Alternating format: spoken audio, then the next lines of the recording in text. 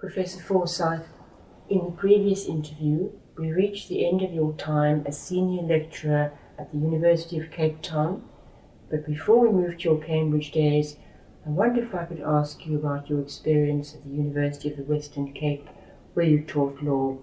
You mentioned this in your private international law book. Yes. Well, I've explained to you how it came about. I was at UCT and I was willing to teach at UWC on a part-time basis, and I was approached to teach jurisprudence. And I've seldom taught jurisprudence, although I have a very strong interest in it. So I was very happy to go out and teach jurisprudence at the University of the Western Cape. And it opened my eyes a great deal to see a university like that operating. It was the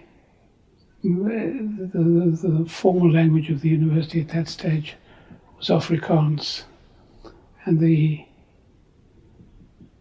audience consisted in the main of people in the South African jargon are called coloured, people of mixed race. And so I taught jurisprudence as sort of a broad jurisprudential course, starting with the Greeks and ending with Professor H.L.A. Hart. So it was a very broad brush course. And the only thing of note that I've mentioned is that I had 2 lectures on Marxism. And again, this is in the somewhat fetid political atmosphere of South Africa. And I gave my one lecture on Marxism, and in which I build up the Marxist theory so to show how persuasive it is and how valuable it is in explaining things that happen, or how persuasive it is in explaining things that happen. And when I finished the lecture, the students, I'd always like to think as a result of my lecture, but in fact I'm sure they were quite unrelated, had a protest and burnt down the lecture theatre the day afterwards. Interesting. So I had to give my second lecture on Marxism, in which I explained all its weaknesses in a different lecture theatre. But that was the way it was. I taught on a similar basis some years later at the University of Fort Hare, and your life in the university was much disrupted by student protests of one kind or another, which on the whole I was in sympathy with the student protests, but it made for a lively time. And perhaps if I can tell the story about the University of Fort Hare.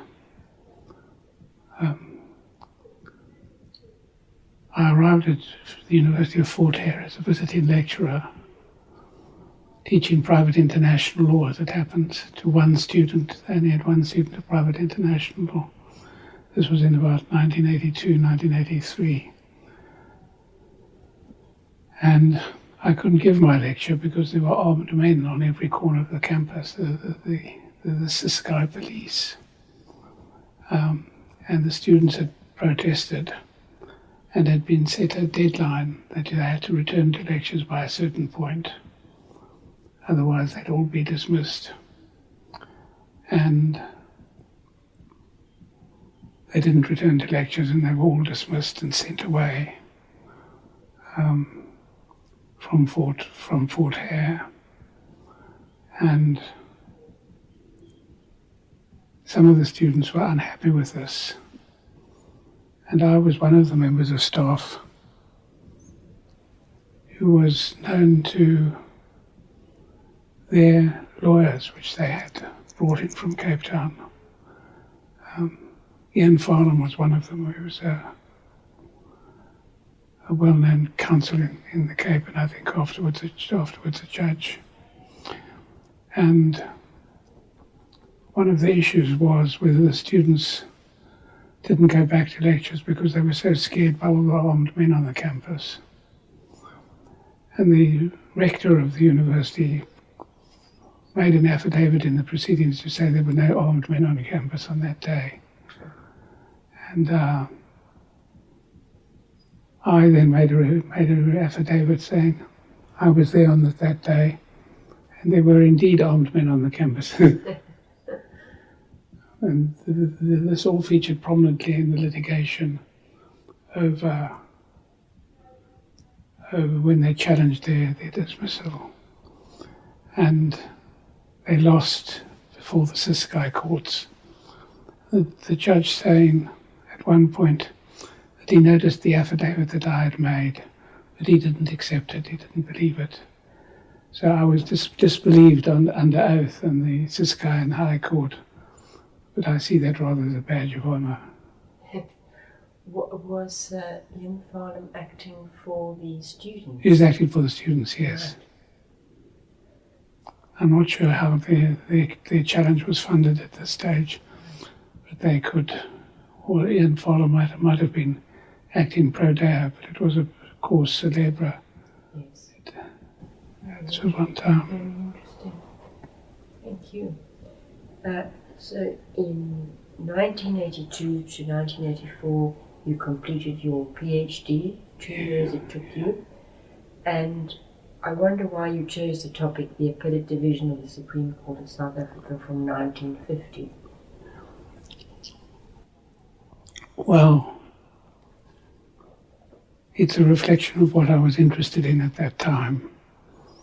And I mean, I turned to law after having tried most other things. But I turned to law with a sort of naive understanding that one might achieve justice through the law. And essentially this narrows down to a question of how did the judiciary perform? Did the judiciary perform well in the circumstances, or did it perform badly? And my thesis was really an attempt to do that. The judges at that time had a sort of very simplistic or almost vulgar approach to jurisprudence, in that they thought law was the command of the sovereign and you had no choice but to obey what the sovereign commanded. And the counter view was that led by another interviewee in this series, I think, Professor John Dugard, who took the view that when the law was seldom so certain that the answer to a particular question was compelled, had to be reached, and therefore the judges had a judicial choice in many, many cases, and they should make the choice that favoured human rights and personal liberty and so forth. And they failed to do that, and they were therefore open to similar condemnation as that to which the executive was subject. And I wanted to explore that, not so much from a jurisprudential point of view or an empirical point of view, but just to see whether it was right to criticize the judiciary on that ground. And ideally churned out my thesis, which I really enjoyed doing. Colin Turpin was my supervisor, and he was a very gentle, perceptive man and made many great improvements to my thesis. And I came to the conclusion, justified by a detailed analysis of all the leading cases, that the judges had often had in law a choice. They weren't in law bound to decide the way that they did, but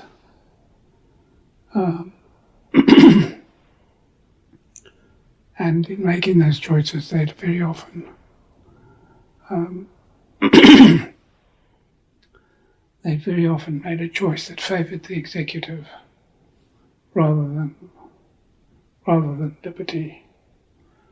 The liberal principles that were to be found in the Roman Dutch law. So that was quite a condemnatory conclusion that I reached, and why the thesis, when it was published, was called "In Danger for Their Talents." Yes. It's the general idea that they could have done better. Right. I mean, to give an example, the lives of many people in South Africa were ruined through the operation. So I analysed the decided cases in the appellate division very closely, and showed that there were some in which the courts had very little choice, and there were others in which they had a wide choice. So you could assess how they'd performed. And on the whole, I came to the conclusion that they'd not performed well. Your research for this would have been conducted in the old schools where the library was situated. And at that point, Clive Parry had died in 1982 and Keith McVeigh had taken over in 1983. Do you recall any of these two? I don't really know Clive Parry. I knew who he was, of course. Yeah. But I didn't know him personally. I knew Keith McVeigh in The Old Squire. He was one of the characters, and with Kurt Lipstein, of course, always to be found in the Squire Lower Library, which had quite a distinctive smell to it, of sort of old musty books and polished linoleum. Always made me think of the Squire Law Library. And I spent many hours working there. The path of the research student is often a lonely one. So it was always nice to foregather amongst with other research students. And I was blessed by the fact that I was a student in Keys. I was a member of Keys at the time. So one could just pop across the road to the MCR in Keys to have a cup of coffee or whatever. It was quite sort of social edge to life in the Squire. I remember Keith McVeigh helping me obtain what was the first report I read on Lexis. You had to go and talk to the librarian about it before you could log on to Lexis, and you logged on through a telephone modem, and eventually the report may be printed out in an unconventional format. But how the world has changed since that. Yes. Your thesis was published by Juta in 1985, and we'll visit this in your next interview when we come to talk about your scholarly work. Yeah. We'll talk about that. From 1983 to the present, you've been at Cambridge, and from 1983 to 2002, you were Director of Studies, Fellow in Law at Robinson College. What were your duties as Director of Studies? Well, nothing exceptional about my duties as Director of Studies. One had to participate in the interviewing of candidates and the decision making on which candidates to admit or not to admit. And I took that quite conscientiously, because you're really changing the lives of people whom one admits or which one doesn't admit. So I did that, I think, quite diligently. And then I had to teach, to supervise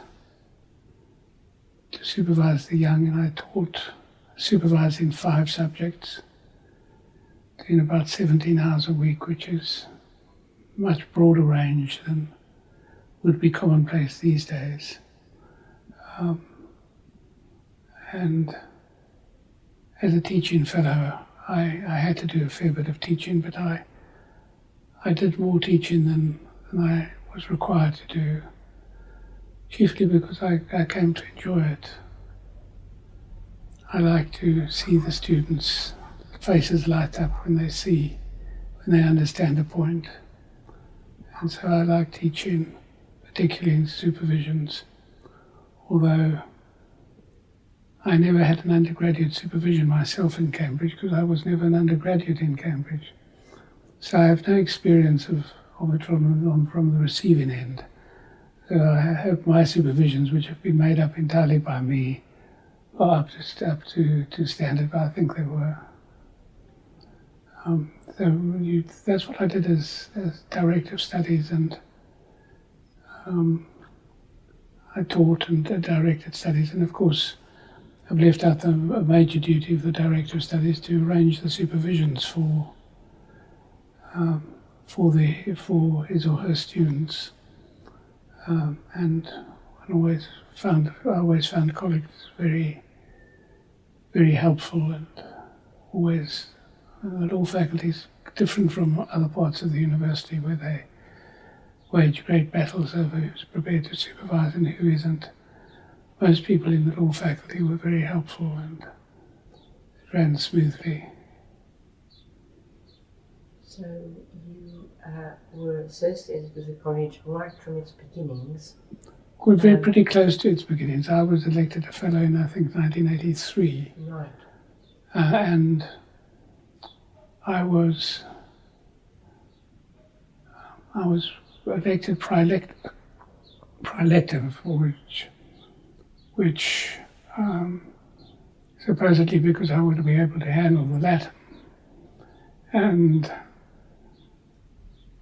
I was pre-elector in the first occasion that Robinson presented a full trance of over 100 students to general admission to get their degrees.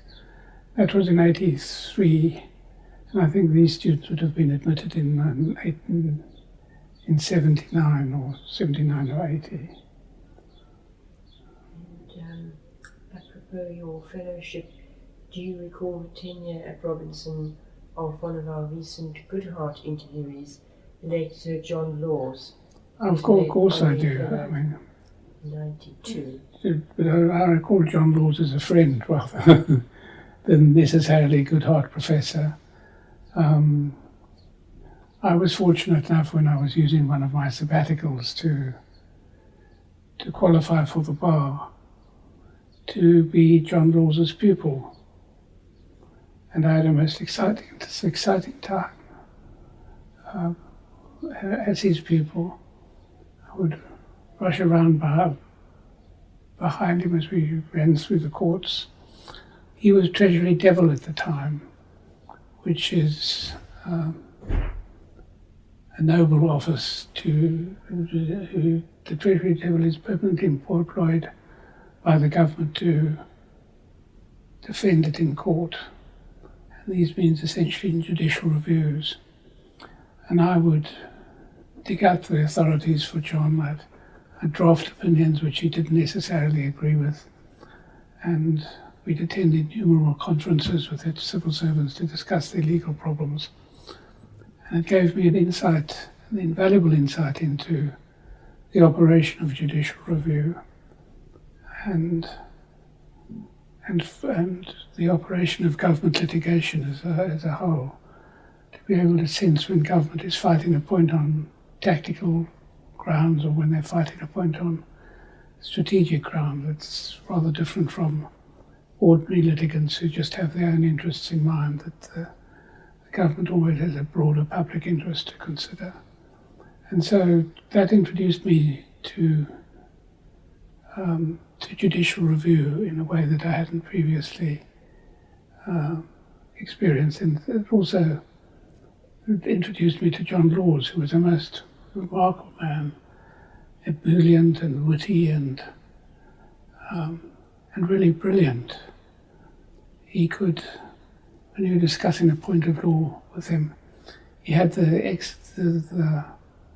barrister's knack, the successful barrister's knack of being able to pick from a whole range of different issues and arguments and things that have been put forward, the one crucial one, and rely on it.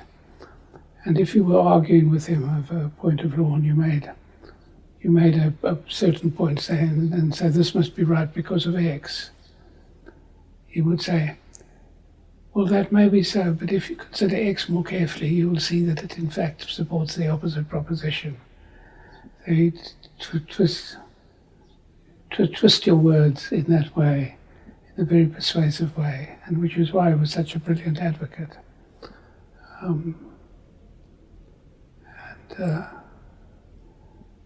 Probably one of the best advocates at the bar, almost certainly was one of the best advocates at the bar. And then he went on to the bench, and was a very successful judge, although sadly he never made it to the Supreme Court. And I think I don't have any private knowledge or anything like that as to why he wasn't elected to the Supreme Court. He came close quite often, but I think the body that elects Supreme Court judges possibly found him too colourful. Not a safe pair of hands if you knew what he might go. He might follow some brilliant idea rather further than grey people would like. So he never made it to the Supreme Court, and I think he was very disappointed by that. But he was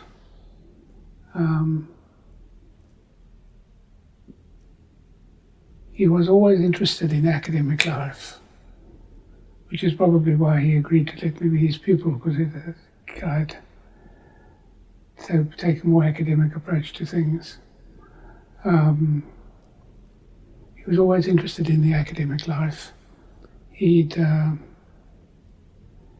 been at Oxford and read greats, and he'd wanted to go on to. He put his hat in the ring for an All Souls Fellowship, and was disappointed when he didn't get it. He might have had an academic career if All Souls had elected him to one of their prize fellowship. He might have had an academic career and not a judicial career, but as it was, he had a judicial career. And I don't think this is confidential, but I in fact proposed his election to the Goodhart chair. I was on the committee at the time, and I proposed him and nominated him, and Lord Judge, was on the committee, spoke out very strongly in favour of John Laws as well. So he became Goodhart chair. And was held in very high esteem and affection by everyone. Yes. During his tenure. Indeed. Anyway, in Robinson, he became he was already a fellow of Robinson. Because again, that was my doing. I proposed him as an honorary fellow when I returned from the bar, and he was elected to a fellowship at Robinson's years before he was Goodhart Professor. And of course, as a Goodhart Professor, he would probably have been elected to a fellowship at a bigger, more prestigious college, perhaps. But in fact, he was very loyal to Robinson and insisted that he was going to stay in Robinson. And so he became a stalwart of what is called Wednesday night supper, when fellows of Robinson would gather for an informal supper in the SCR. And when John really revelled in that, because they were often, it wasn't talking shop about how the college should be run, but it was talking about more political or intellectual matters, and the debate would often be quite rumbustious and lively, and he became a stalwart of that and was always to be found on Wednesday night suppers unless he had something else wrong. And then, of course, there was the great tragedy of the death of his wife Sophie, when during the course of his tenure as a good old professor, it seemed so incredibly unfair that she should be taken from him in that way.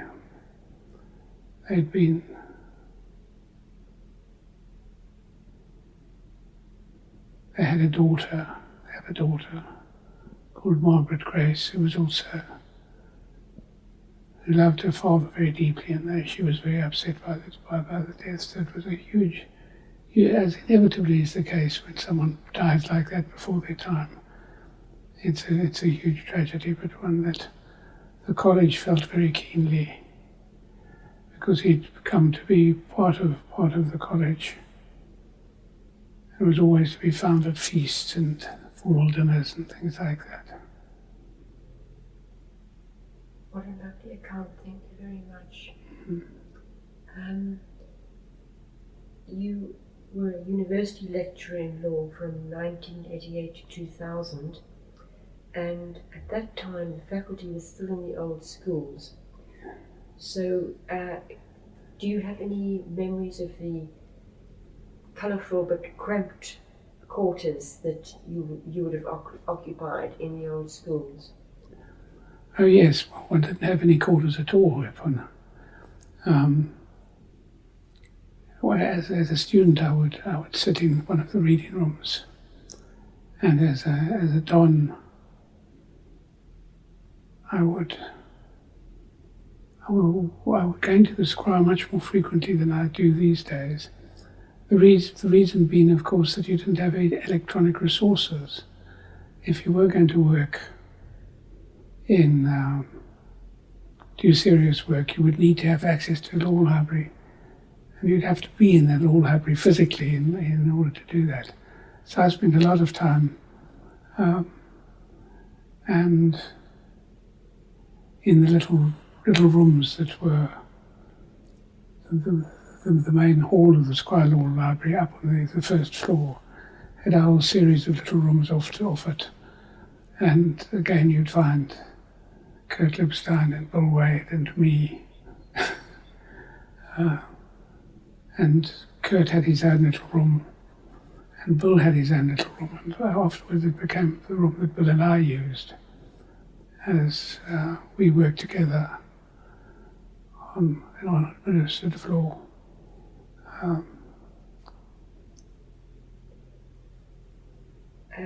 When the move was made in 1995, did you have any involvement in the administration or the organisation? No, I didn't. I attended various faculty discussion mornings, and I remember one in particular when Norman Foster came to introduce his design for the law faculty to the faculty, and the meeting of the faculty took place in the forgotten the name of the room in Keys, one of the larger public rooms, and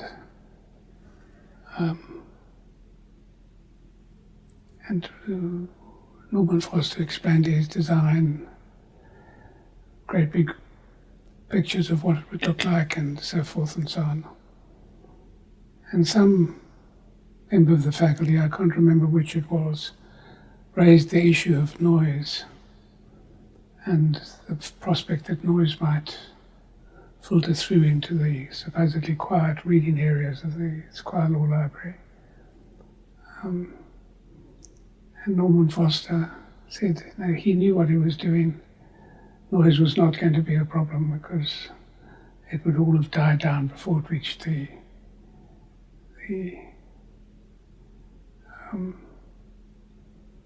the quiet areas.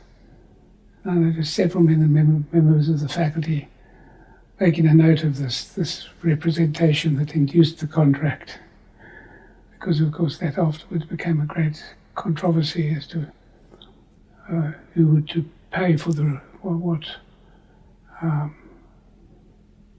what we called in the faculty remedial action to build the glass wall that now ensures that the noise from the vestibule of the square or library doesn't intrude into the quiet areas of the library. That was known as the remedial works amongst the members of the faculty, and known as specification enhancements by Foster's. Did the faculty have to pay? Well, I think we were all sworn to secrecy, and we're not supposed to tell a word. But I think it's enough to say that the faculty didn't pay. Very interesting. So, what subjects did you teach during this time? Well, I supervised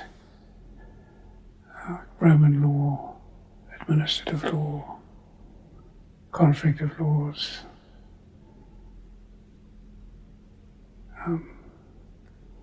constitutional law, and did I mention conflict of laws at the beginning? Those were the subjects I supervised at that time, but I was trying to shed my subjects. As far as university lectures are concerned, I started off by teaching in the public law seminar course and the conflict of laws LLM course. Those were both LLM courses, the public law LLM course and the conflict of laws course for the LLM as well. And then I slowly got into teaching admin law. I think I taught admin law, lectured in admin law for something like 25 years. All told, it became my mainstay. But I always taught Roman law because I enjoyed Roman law. And I also taught the public law seminar on the LLB, or rather on the BA law in the undergraduate degree.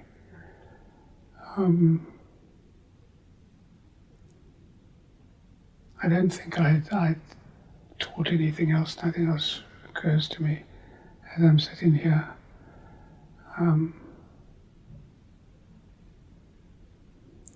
We had an interesting experiment with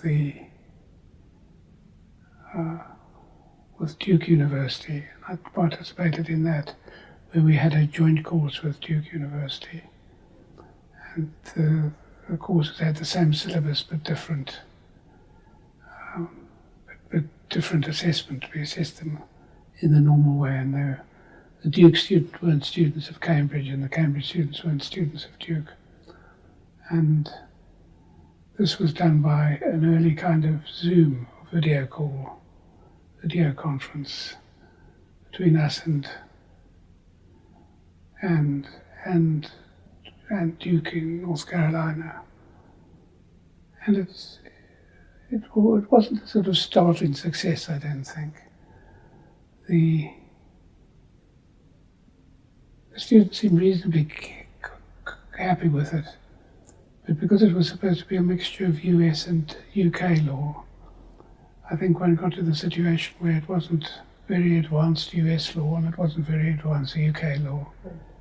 So that was an interesting experiment that I was involved with. So during this time, 1989 to 1995, you became the university representative on the Cambridgeshire Police Authority. And I wonder if you could tell us something about this and your personal interest in police matters.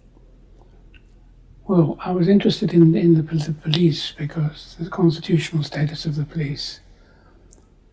Because, of course, that's something that I'd knocked my head against in the situation in South Africa.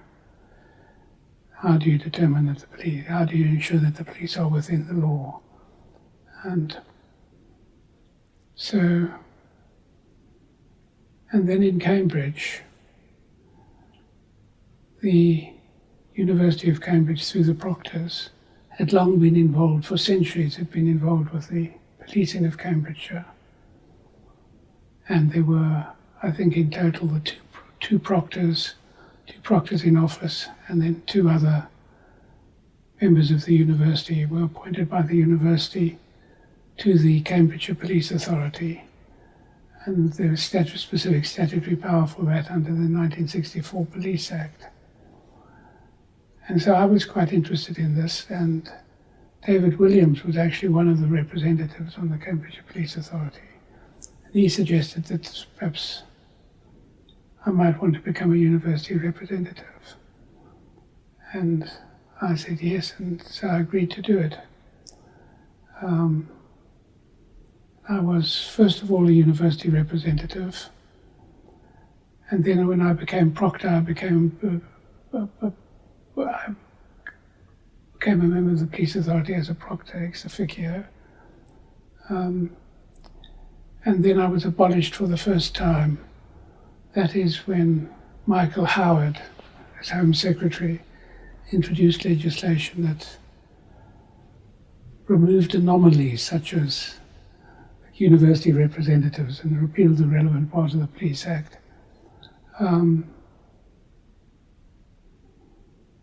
But established in its stead a system of what was called independent members that were appointed by the Home Secretary, were actually appointed by the police authority subject to approval of the Home Secretary.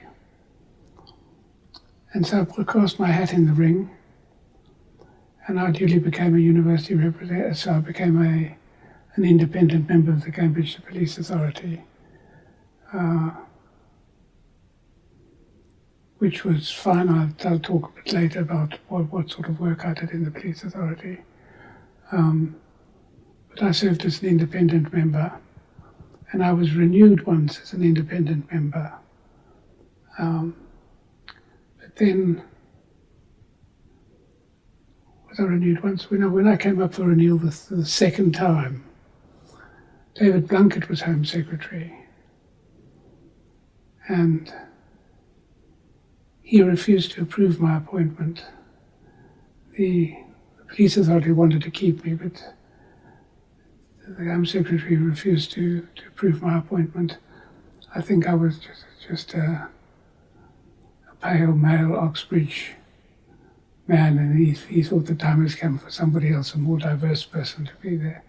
So I was not renewed. So I have the distinction of having been abolished on the police authority, both by a Conservative government and by a Labour government. And that's when I ceased to be a member of the authority, and I've wanted to do other things as well. And that's when I began to think of throwing my hat in the ring as a recorder, as a judge. But perhaps I should tell you about my work on the police authority. I think the police authority, which consisted in those days of a mixture of magistrates and county councillors, and then the university representatives. I think I benefited from the fact that I was politically completely impartial, and they knew that I was politically completely impartial. And so I found myself doing all kinds of jobs which might have been done by other members of the authority, but which they were too politically divided to do it easily. So I chaired several appointments committees for the appointment of chief constables and assistant and deputy chief constables. And I ran for many years the lay visitor scheme, which is a scheme whereby good citizens appointed by the police authority have the right to turn up at any police station at any time to say they've come on a visit, and they go and ask the prisoners whether they've got any complaints, whether they've been well treated and so forth. Questions of that kind to serve as a guarantee that there's been no abuse or oppression in police stations. And so I did that for many years. And I thought it was quite a useful thing to do. And then I also chaired several disciplinary hearings,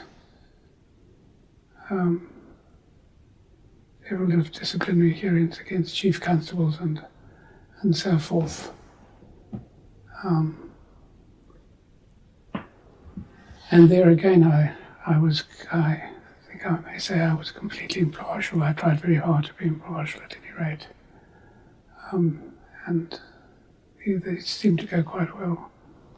One case, one particular case that I remember was the case of a policeman who arrested a woman on the streets of Cambridge and raped her, which is obviously a dreadful crime. And she complained, and the investigation was launched, and the miscreant was identified and charged and convicted and sentenced to, I think, 16 years in total. And the police authority removed his pension, as they were entitled to do.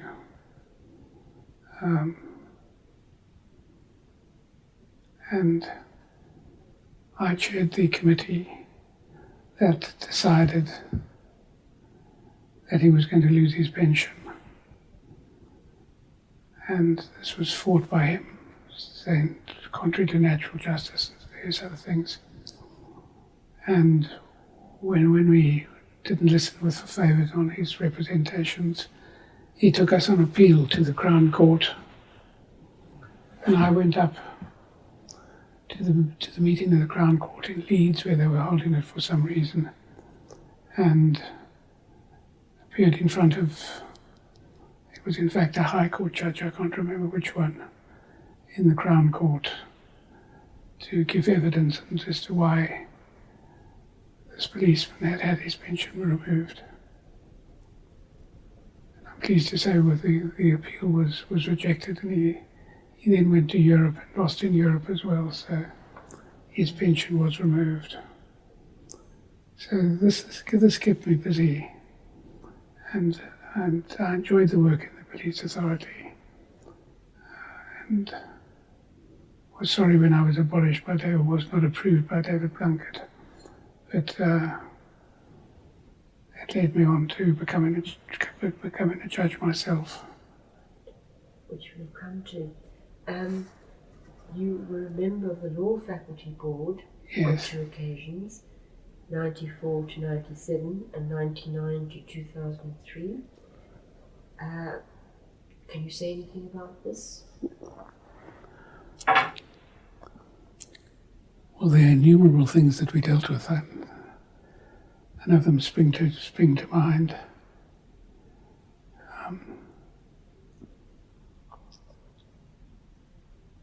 I was on the board when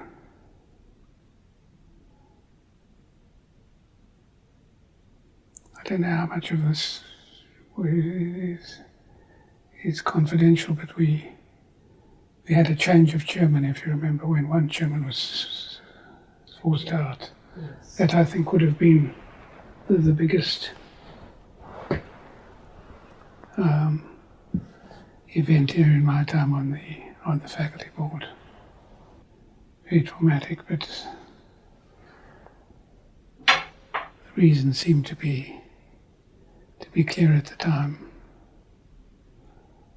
Certainly the faculty board was pretty unanimous in the end that it had to happen. And of course, we moved into the new building.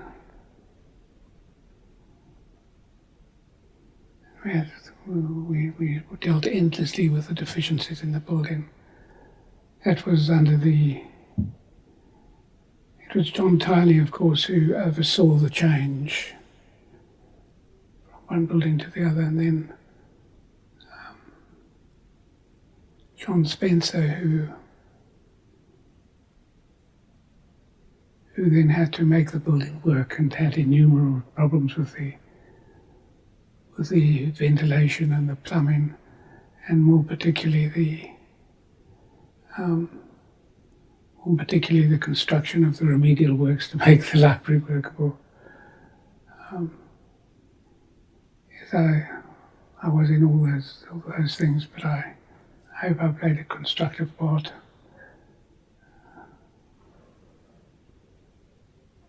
In your CV, you mentioned that in 1993 you convened a one-day conference on the Law Commission's working paper on judicial review. Yes. Yes, that's quite interesting. In some ways, it was a conference not about the Law Commission's working paper on judicial review, but on other matters altogether. But there was the decision of M, which is a case about a man who'd applied as an asylum seeker and had been turned down. And the date of M must have been 1990 or something like that.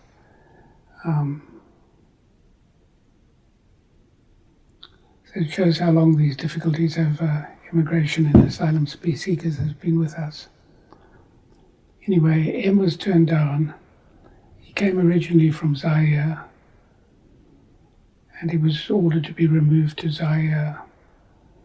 He was on his way to Heathrow Airport to fly out, when he changed his lawyers, and these new lawyers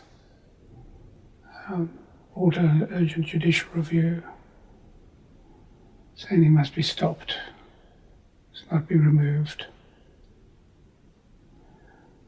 And the judge, hearing this urgent judicial review, said, I can't possibly decide on this matter that just comes before me suddenly this afternoon. Would you, it says to counsel for the Home Secretary, would you be prepared to undertake that M would not be removed until I've had my chance to go into these papers thoroughly and make up my mind? Counsel for the Home Secretary said yes, of course. M would not be removed, give that undertaking. And in fact, M was removed to Zaire, flew out via Paris that evening. And M's lawyers, of course, were incandescent. And the judge was then asked to make an order for the return of M, mandatory interim injunction that M be returned, made against the Home Secretary.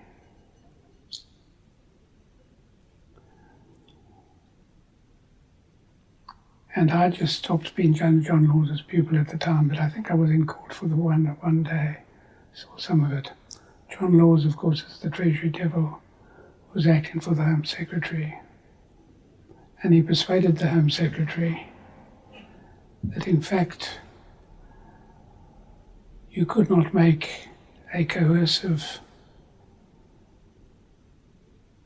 order, such as an interim injunction, against a minister of the Crown, because they partook of the immunity from legal process of the Crown. This is what John Laws persuaded the judge. Consequently, the judge discharged the injunction, and M stayed in Zaire, and his subsequent fate is unknown.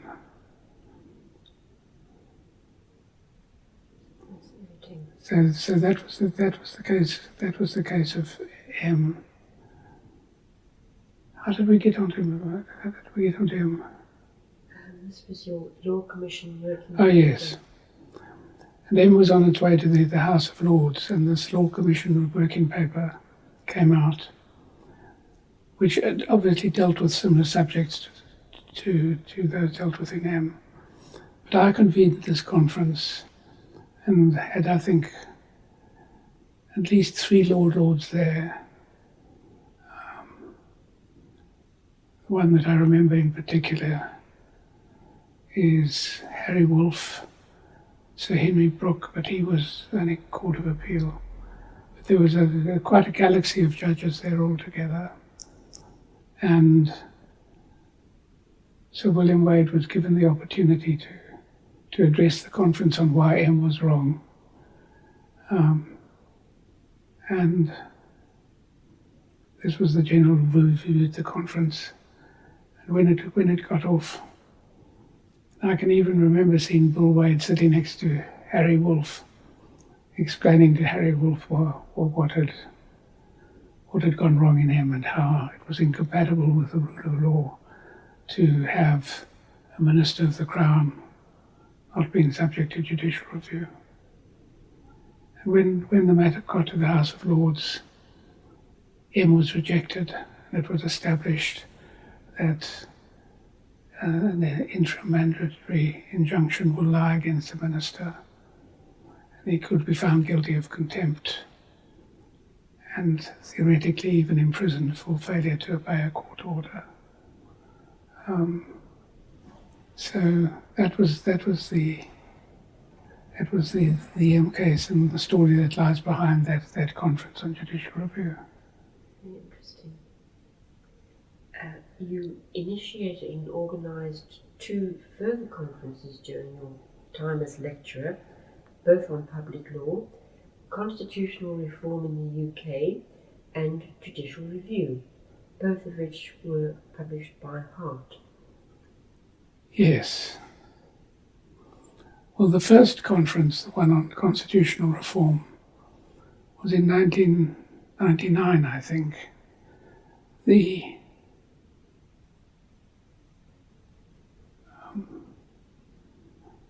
It was just after the Labour government had come in, and they obviously had a programme of constitutional reform, Human Rights Act being perhaps the most prominent one, element.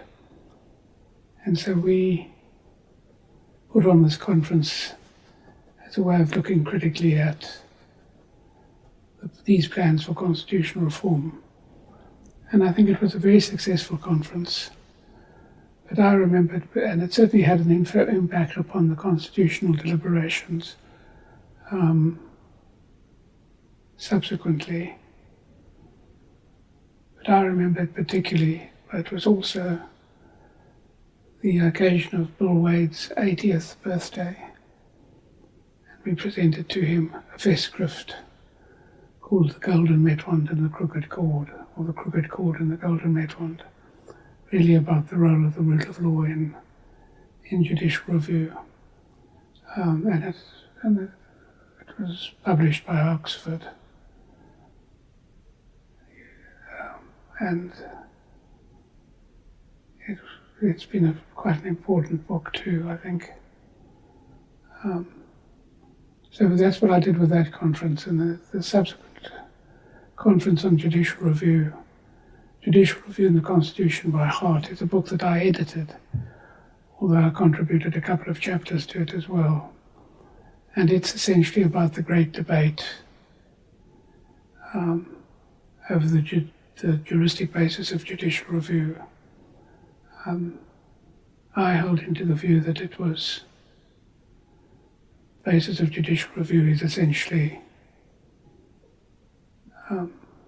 the ultra vires doctrine, that the law lays down the limits to the powers of the individual civil servant or minister, and judicial review is just the process whereby you see whether those powers have been properly, lawfully exercised or not. This has been a great cause of debate between those who favour the ultra vires doctrine in one or other of its forms, and those who would rather say that it's the common law that justifies judicial review.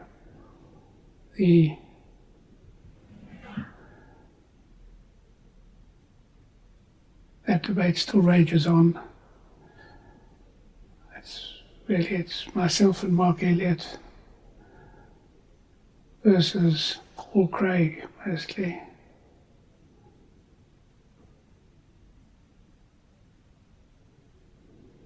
Anyway, we had a small conference on the juristic basis of judicial review. It was held in St John's.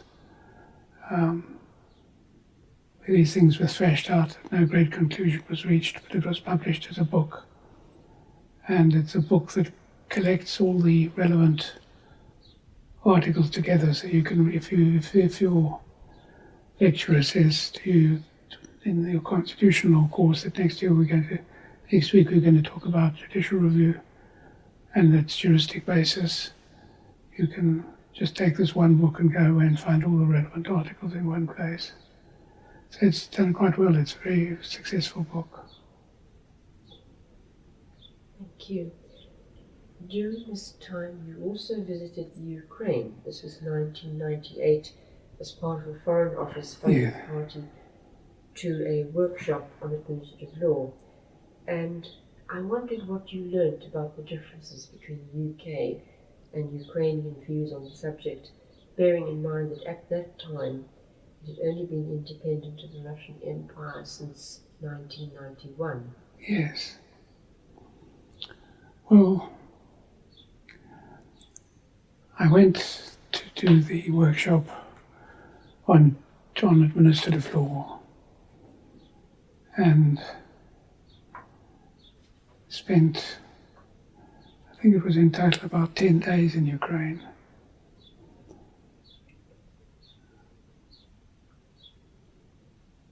It wasn't the kind of workshop where you could really get to grips with issues because of the difficulties of the language.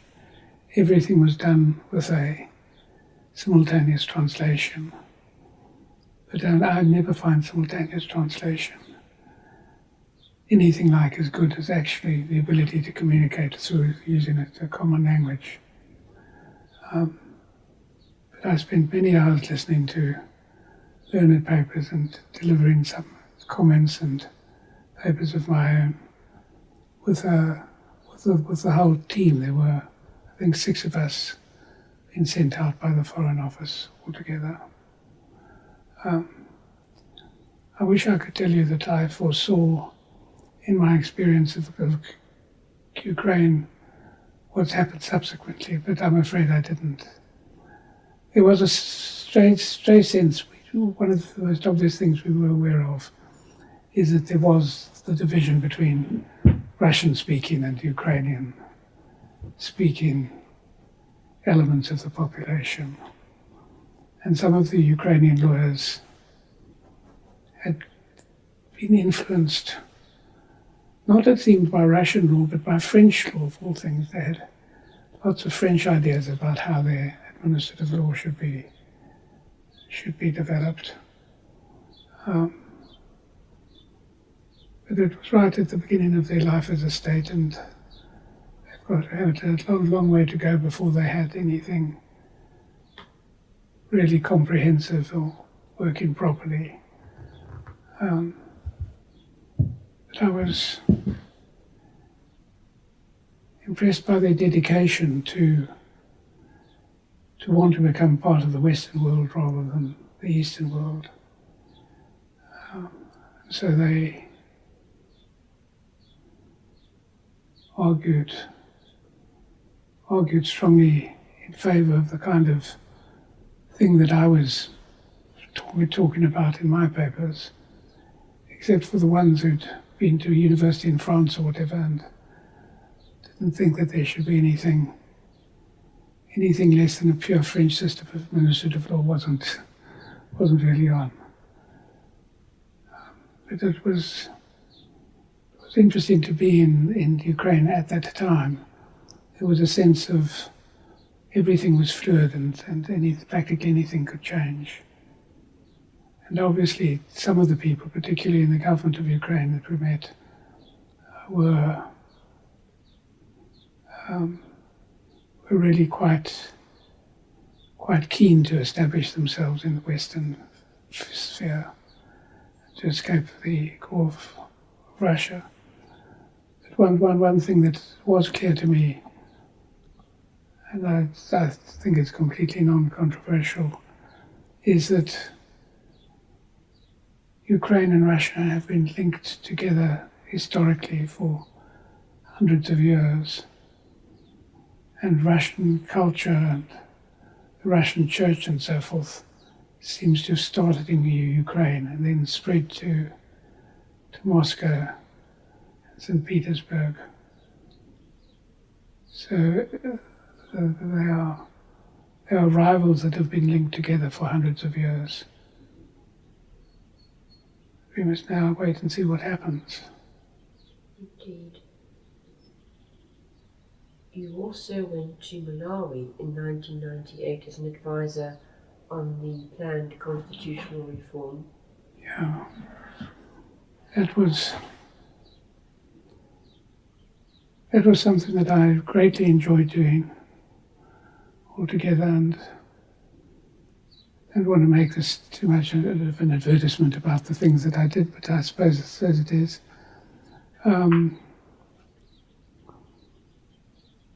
When they reached independence, or rather when Malawi underwent a process of constitutional reform in the early 1990s, when they'd eventually managed to get rid of Hastings Banda, who'd led the Malawi since independence.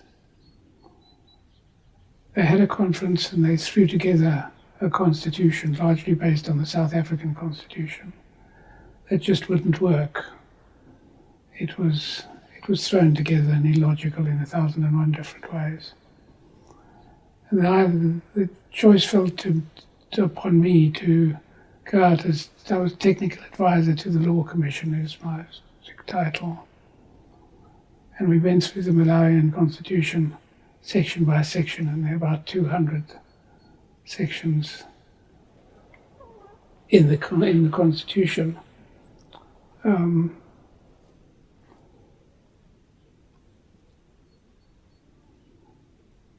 Law Commission was very diverse. Didn't have only lawyers on it, it had lots of representatives of civic society and so forth on it. And so we had these endless meetings going through the Constitution article by article. And then when the end of sessions ended, I would go off and draft the necessary changes that would need to be made in accordance with our recommendations. And then the first item of business the next day would be to see that that what I'd come up with overnight was in fact what we'd agreed the day before. And so I spent under the Law Commission. I had 2 trips to Malawi, and what was quite nice, I got to know most of the judges, and because there were lots of judges on the Law Commission, it was a rather large and unwieldy body, in addition to the non-lawyers. But I'd never been to Malawi before, but I became quite fascinated by Malawi. And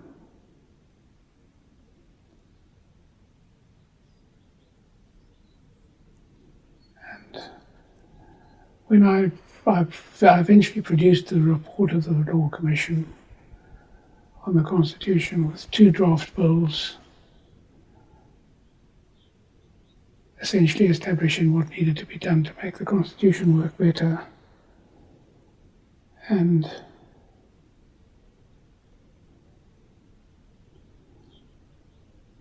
I think that's the most influential part of what I did in Malawi. Well, perhaps not, because every time the president of Malawi is elected, I'd like to think that I had a hand in it, because I thought up the way in which it's determined when the election has to be and how it's to be conducted. But that was only part of my work for Malawi, and that was all funded by the EU. They paid for me to go out. But subsequently, the Malawian government paid for me to go out, which I'm really rather proud of that, because it meant that they wanted my advice. It wasn't being foisted on them through an aid agency or something similar. That's right. And I did quite a lot of advice for the Malawian government, and I wrote with the assistance of the the Solicitor General, a man called Steve Matenji, who afterwards was ambassador to the United States. We wrote a book on administrative law for public servants, based upon the English publication, The Judge Over Your Shoulder. And this was the first textbook to be published, to be written in Malawi and published in Malawi. It must have come out in about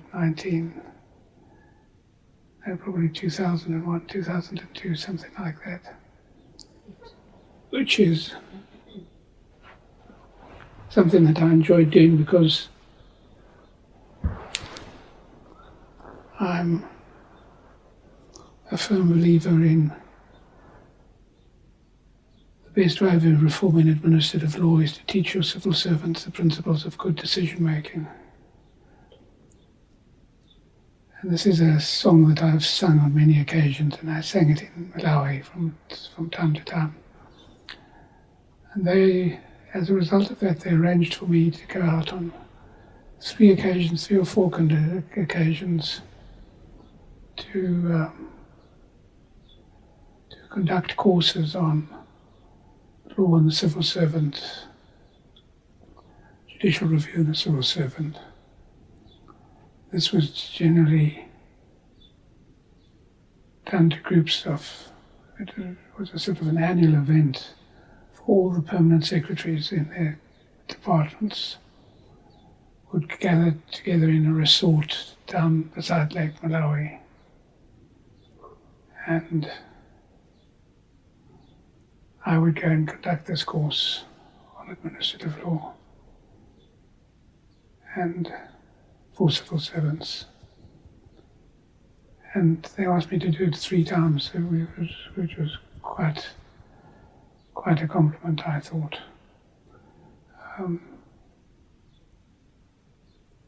So then there was a change of government in Malawi. They decided that the president's brother should be their constitution advisor. And I haven't been to Malawi since. I'd like to go to Malawi again, but I haven't been to Malawi since. What a fascinating experience you've had. Yes. Was it also during this period that you prepared a report to the Select Committee on Standards and Privileges, 13th report, following your evidence to the Committee on Standards and Privileges to advise on the reform of their procedures following the Hamilton case? Yes, I'm afraid it's an example of nepotism. My friend Nigel Clement, a prominent barrister, Nigel Clement QC, was counsel to the inquiry that looked into the Hamilton affair. And he suggested that I should give evidence and write the subsequent account of what should be happening. And there's nothing very startling about what conclusions I reached, and all that mine was not the only voice calling for a fairer procedure, but not finding necessarily that Neil Hamilton had an unblemished record. So I was pleased to do it. I've since give evidence to quite a few select committees. I gave evidence to a select committee on climate change.